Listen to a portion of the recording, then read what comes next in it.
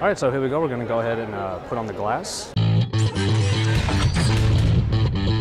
Honestly, it's just a little bit weird because this is my first time ever, and I've been not too sure what to think yet, but here we go.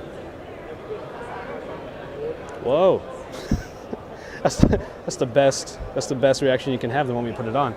So these glasses that our friend Peter let us use are obviously set up to turn themselves off when it understands that it's not on somebody's head, which means it's not horizontal like this. Once you put it on, it displays the time.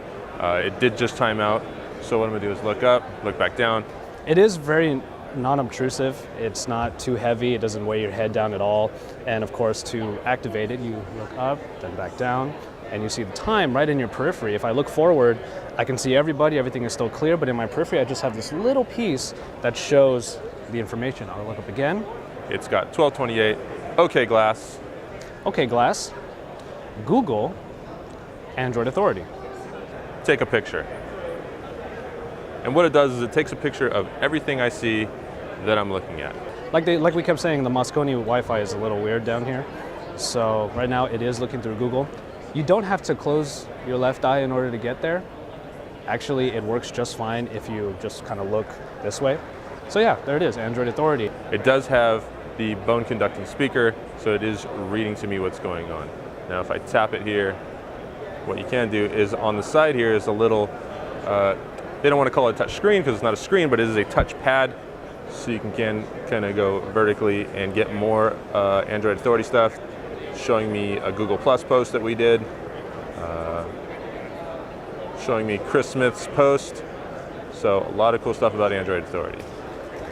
Now if you swipe down like this, it does go back to the OK glass. So obviously you have to get used to it because the head motion makes you need to reactivate it, and the timeout time is actually pretty short. So let's do that again. OK glass. Get directions to Palomino, San Francisco. There you go, Palomino restaurant on Spears Street. That's where I'm going tonight.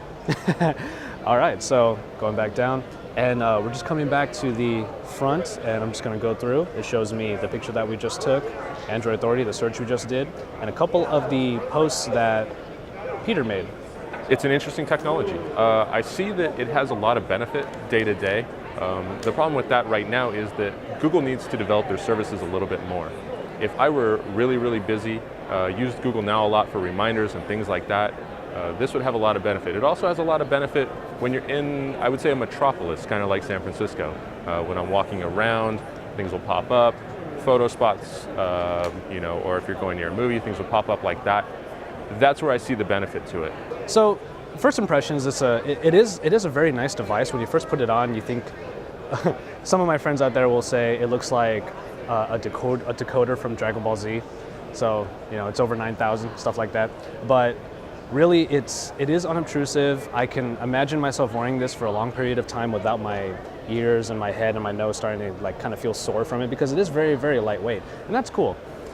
Coming to I/O, you see everybody, well not everybody, but a lot of people wearing Google Glass, and it might look a little bit odd at first, but once you try it out yourself, you realize, just like many products that are in their early stages, this is a product made for its potential. Right now, it's all about potential, and I see the potential being pretty immense. Imagine traveling, and when you're looking up at a sign that is in a language that you don't know, maybe you snap a picture of it, or in real time, it'll just start to translate it for you. That would be really great. The voice recognition is really good. Peter was right, it does seem to work very well. So if you're talking to somebody and it picks up what they're saying, then you'll get the translation right away. So all of those things, all of those features that we're hoping come for Glass, it is really up to the developers, and that's why something like Google I/O exists, so that the developers can really get in touch with these products and learn what would be great for them.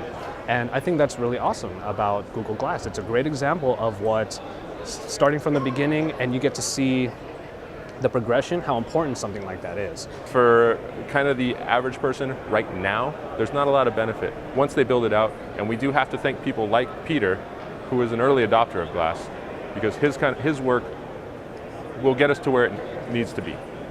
So we thank Peter for all his work and all the explorers for all their work, because without them, this won't go anywhere.